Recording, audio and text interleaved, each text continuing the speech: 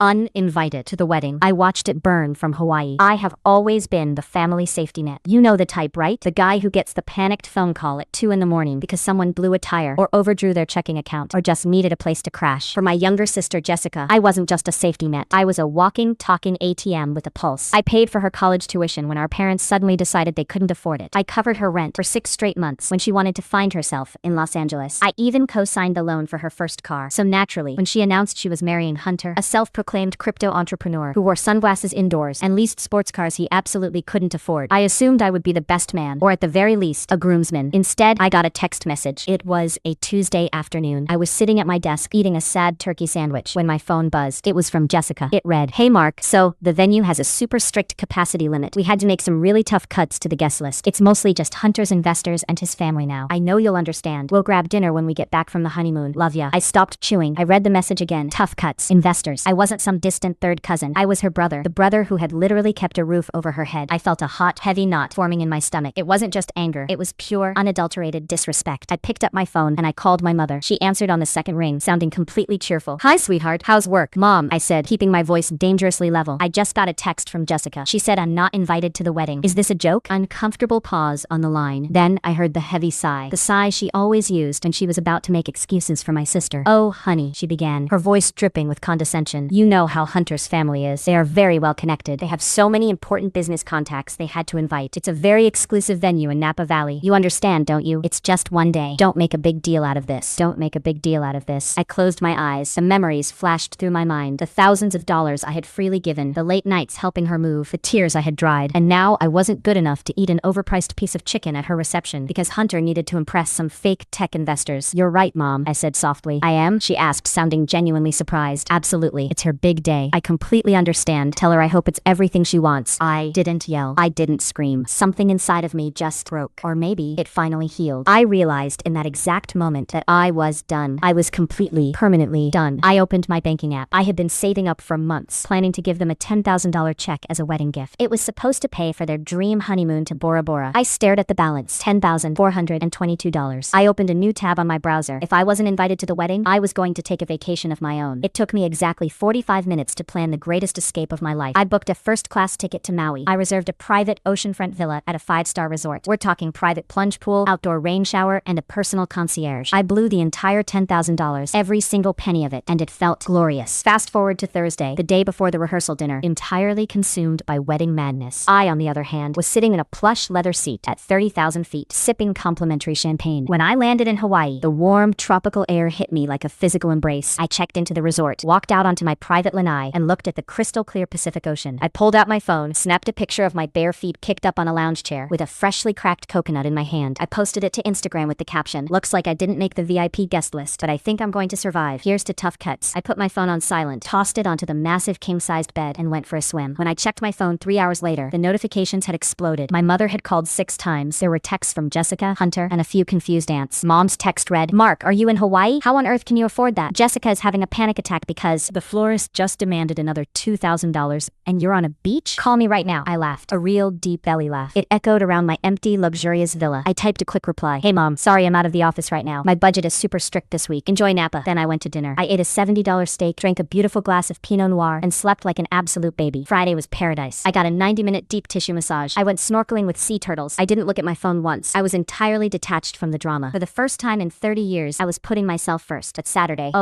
was the main event. Saturday was the day of the wedding. I woke up late, ordered room service, and sat on my balcony eating macadamia nut pancakes. I finally opened my messages. My favorite uncle, Uncle Dave, had been texting me. Uncle Dave was the only person in the family who saw through entitlement. His first text, sent at 2:15 p.m., read, "Dude, you are so lucky you aren't here. Hunter is sweating bullets. Something is wrong." At 3:30 p.m., the string quartet just walked out. Apparently Hunter's check bounced. At 4:45 p.m., right before the ceremony was supposed to start, "Mark, it is going down in flames. Call me." I didn't call him. I texted back, "I'm currently drinking a Mai Tai. Give me the play-by-play. Leave nothing out." A minute later, my screen lit up with a massive block of text from Dave. "Okay, so Hunter's investors? They aren't investors. They are debt collectors.